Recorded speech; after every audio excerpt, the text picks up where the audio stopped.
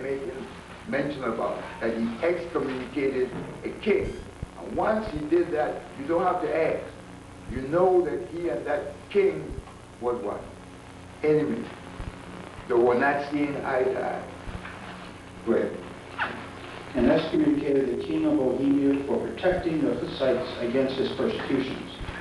He also persecuted the Patricelli, quote, his love of money, end quote, says Simon, quote, was such that when bishopric fell vacant, he often refused to fill them up, drawing the revenues on his own use and draining Christendom as a Verres or a Minimus sucked a Roman Protestant dry.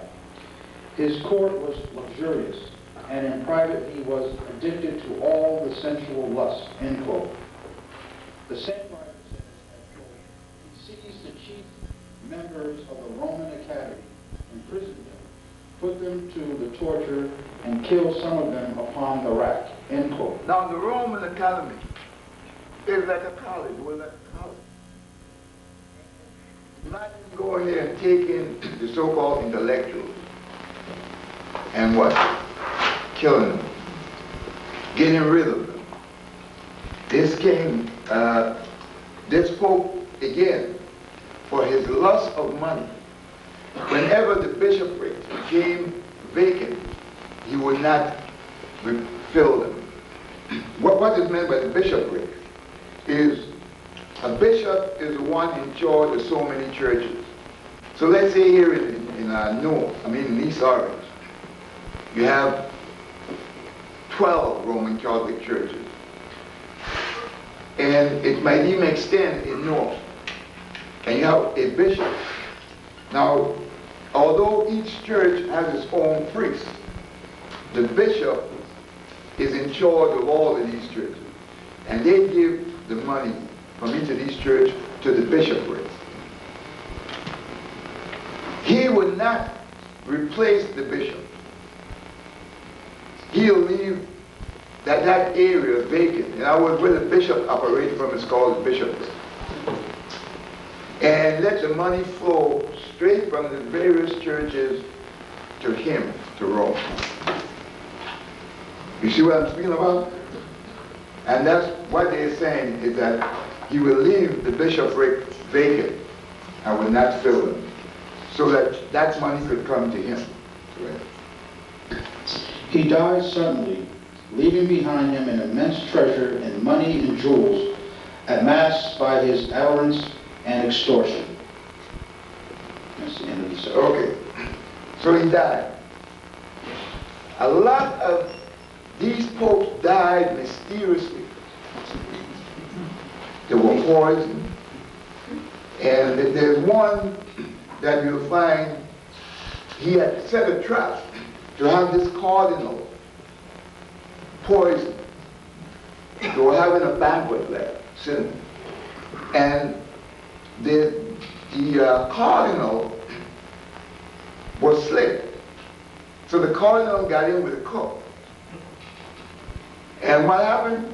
They switched the food, the plate, and they gave the Pope the food that was supposed to be given to the cardinal.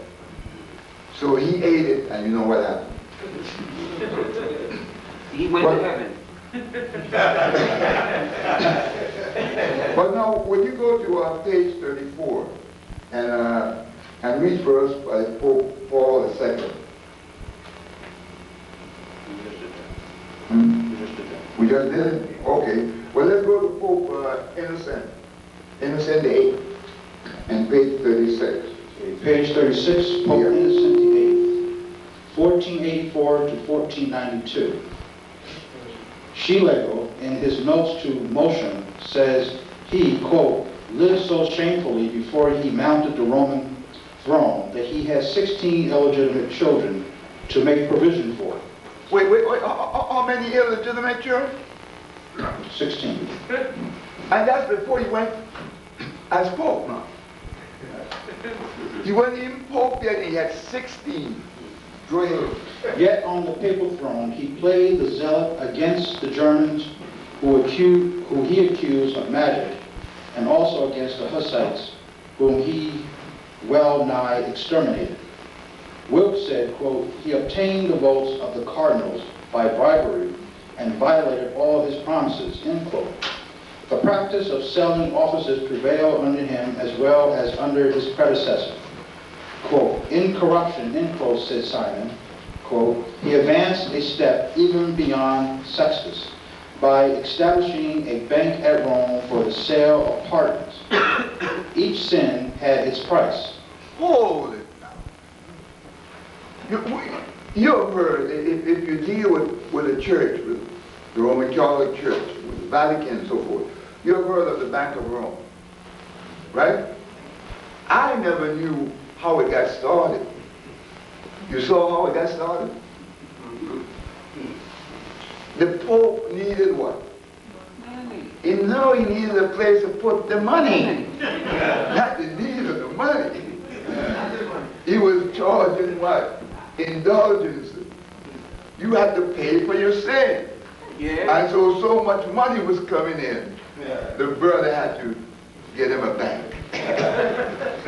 Now suppose I just came and told you that the bank got started by blah blah blah. You say, oh shit, Simmons make it up. I don't want to do that. You know, I changed my method of lecturing for the last maybe 10 years. Because before that I listened to come man and just drums and drums and drums and drums. But I found that what happened is, how could you empower your people? How could one empower their listeners?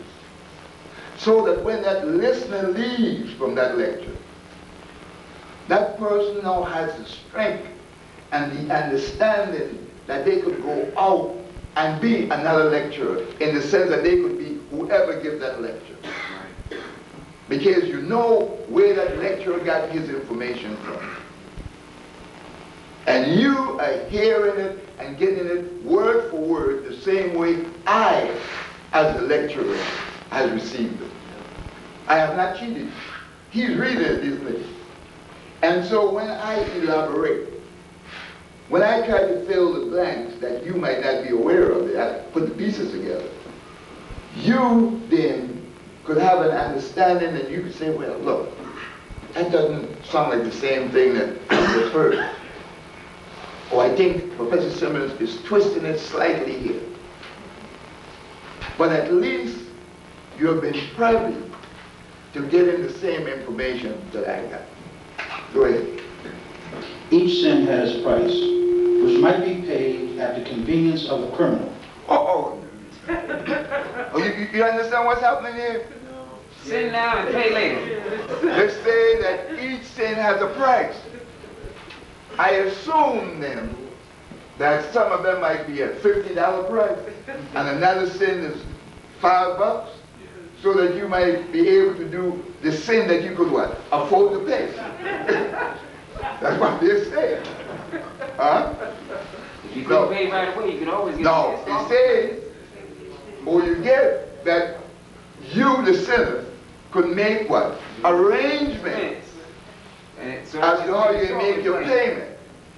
In other words, the man who's operating the videotape machine here, Leon, Leon could then decide, well, since I can't pay all today, I'll pay some tomorrow and give you weekly payments. That's what they say, right? Now you understand why he needed a what? A bank. Go ahead.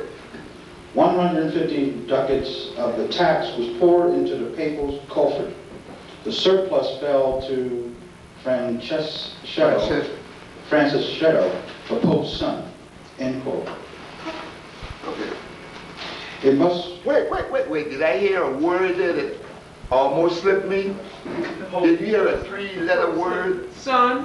In other words, the leftovers went where? To the son. To the son. Well, what we call that? What do we call that locally, colloquially?